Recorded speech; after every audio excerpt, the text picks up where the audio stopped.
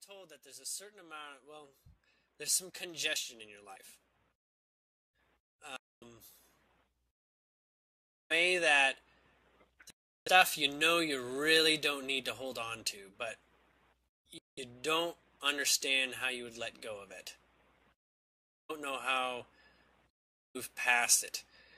And it's really kind of like, I'm going to give a, example here. It's not necessarily what it is. Like a job, you don't want to be in, right? And you almost quit and anything will be better, but there's like a sense of security, or you owe somebody money, so you gotta pay them the money with stability of the income. And or there's like people in your life that you know you don't know why you're friends with them anymore, or you don't know why you put up with a neighbor that is disrespectful or something. Congestion is kind of like this background irritation. I'm getting that there's a lot of little things like this. And it's not that you're supposed to do something about it, but it's adding up to a lot of small things are kind of adding up to being a lot, I can say. And these small things we can say are mundane on many levels. They're not like, they don't fundamentally appear to be changing your life or affecting your life in ways that you can't deal with. Like, I can manage this, I can manage this, I can manage this. Your guys are trying to sabotage these things that you're just managing, funny enough. You're probably figuring this out, but they're saying, no, don't just get through life. Just don't just go along with this. Look at the fact that you really don't need it. I'm not saying quit your job, but if that's the feeling, then it's like, get to the point where, you know what, I'm probably better off without a job than with this one. Okay? Mm-hmm. Think like that. I'm probably better off without this kind of neighbor. Probably better off without this sort of thing. And it's not about being pessimistic. It's like this area where going for nothing better than whatever that something is. Okay? Mm-hmm. So like we were talking about your car earlier. Well, it's not better to not have a car, necessarily in your case, because you're not more aggravated about the situation than you are actually benefiting and enjoying the situation, you see. Things where, I want to say, for some reason, you should be like sort of having it up to here. You're agreeing to an agreement where you're clearly not the better end of the stick. Mm-hmm. And, and you rather like sort of like take your chances, or you could see that you'd be rather take your chances with it not being there at all. And it's not a kind of thing where you say, screw off, right? It's more along of like, I'm going to think of something better to spend my time thinking about or doing. I'm going to replace this. I'm going to take what's good and walk off. I'm going to take my energetic investments, which is all the things that are dear to me and I love, realize that they're available in other opportunities without this congestion that surrounds certain things. And congestion comes from this. It comes from thinking about it too much. To be logical about it too much. And it just becomes like a ball of yarn that's too hard to unravel. Mm-hmm. It just drains you to not really know why this has to happen this way. Because in fact, you didn't have any really good reasons for it happening in the first place. Being attracted or brought in. Now, there are things that you're definitely passionate about, okay? It's definitely like, oh, letting go of this. This is a really, there's something juicy here, You got a best friend who's maybe a millionaire or whatever. I'm not just going to say you're a bad influence on my life, get out of my life. There's something here. And he doesn't like giving me a dime, but there's a reason for that. There's like a reason why he wouldn't be this way, because you're not literally the vibration of what you're supposed to be with him. You're supposed to be a millionaire like him, and it's not about being like him. You just need to be kind of stubborn about being yourself like he is. Most millionaires and people doing well for themselves in those sorts of ways, people who kind of don't take too much flack from other people. Mm-hmm. This is really what you deserve. You deserve, like, in an egoic sense. This is your world. This is your attracted creation. Everything ultimately is a puzzle piece for you to attract, let go of. There's many ways to let go. Many people say, I don't know how to let go. Go by seeing it off in the best possible way. Yeah, I should have a great life. I mean it. You're going to have a great life without me. You know what I'm saying? Mm-hmm. Like, really, I wish you well. I deserve the same. And my life is not conditionally living well or not based on whatever it is that's in front of me. This thing fundamentally can pivot in a situation by being attentive to this idea that I don't need to have things drag on me or drag along. Okay? And so you're noticing there's some things that have been around for a while. Maybe, you have to take care of grandma or something every Sunday. And you're just like, man, this is a nowhere occupation. This is going nowhere. Like, I'm not even getting nice things said from my family for doing this. Mm-hmm. It's like, you know what? Grandma, you're better off somebody who's not actually regretting doing this for you. And you'd say, you could say this out loud to her. You could just be like, I'm moving on. Come up with an excuse. Mm-hmm. Especially if they can't handle it. But honestly, whether you're giving them an excuse or giving an excuse for someone else's conscious benefit or not, forget that it's not necessarily true for yourself. You know that, we're off this way. We're both better off. Because now we have an opportunity for having someone that's much better suited for that relationship or experience. Okay? Right. Now, I'm going to go on to the next that's being shared. And this is kind of a big one.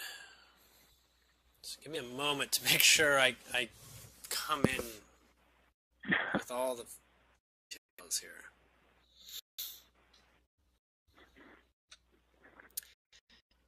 All right. One part of you is not going to be ready. Okay, we're going to get you ready.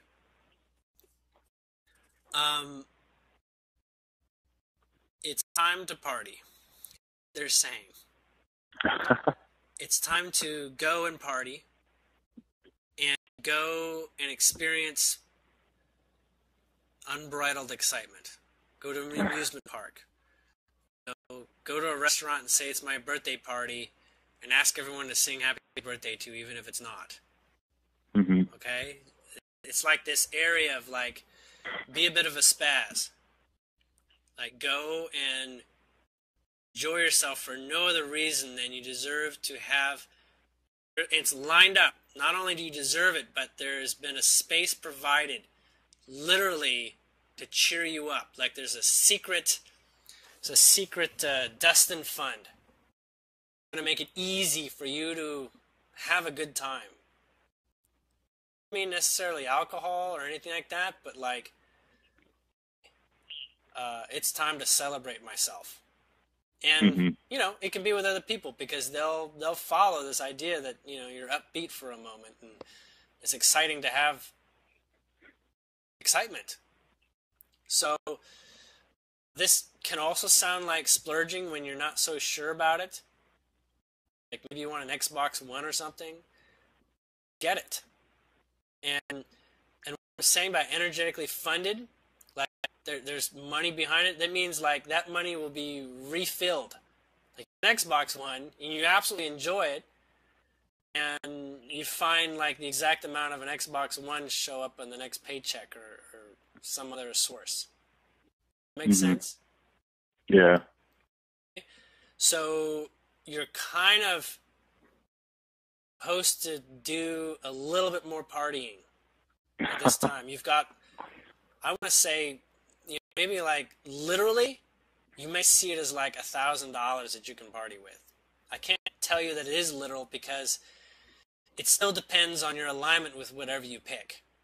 You know, if you want yourself like a Serta mattress, that's not exactly exciting unless you're planning on jumping on it. You see? Okay. You're like, oh, I need a mattress because my back hurts. That is not a party. You're not going to get paid back for that. So are you talking about like actual partying or something that's actual vibrational? Partying. I mean literal smile on your face for something that you're doing, that you're involved in. Okay. And this should also be in the realm of things you haven't tried before.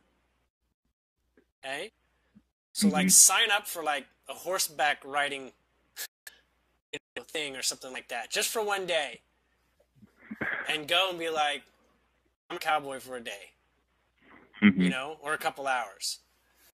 And even if you never plan on being on a horse again, be like, I've never been on a horse, so I'm going to go do that.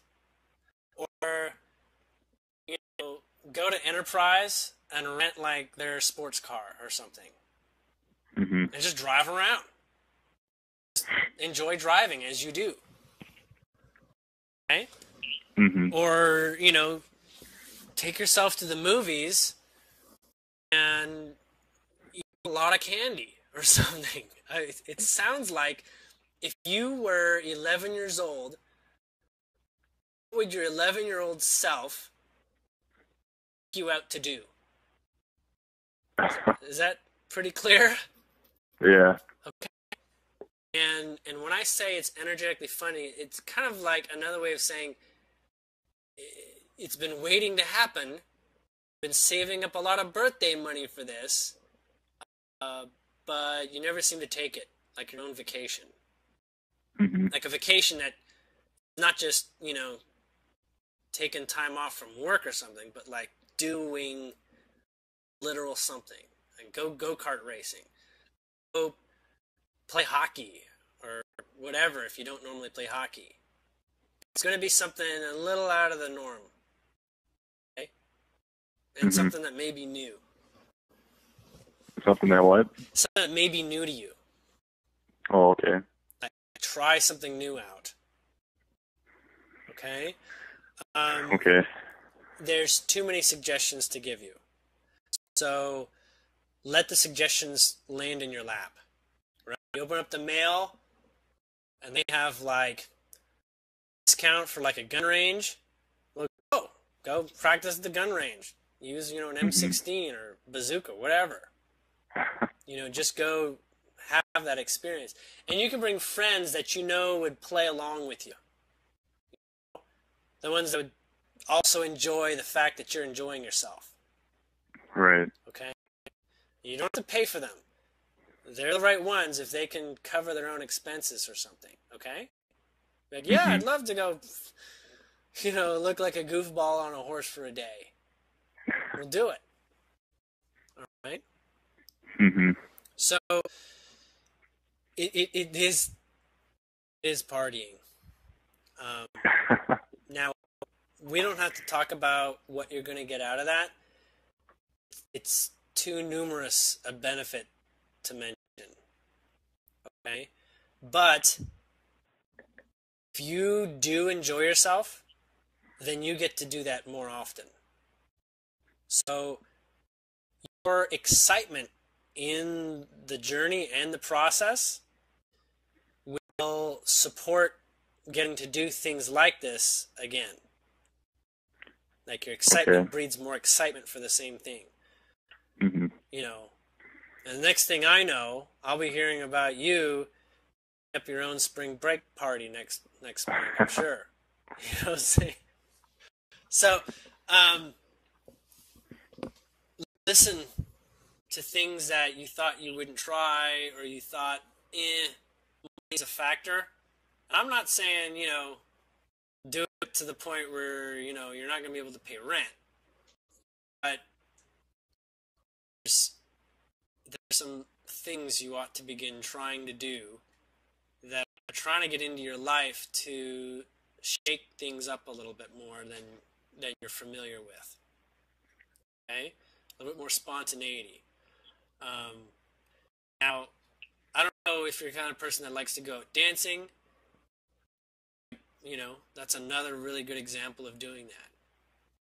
Now, I can tell you that alcohol is not forbidden from the experience, but you're going to not get as much in terms of the grounded experience of what you did.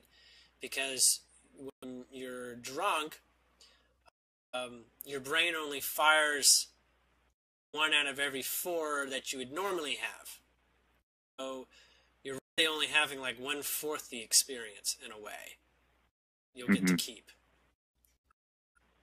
So I'm not saying alcohol can't be a part of it, because certainly it can help you ease into something at the beginning. But don't miss out on the fact that most of the greatest things are things that you're clearly ready for. You're clearly awake and alive and ready for. And you're on your feet sort of thing.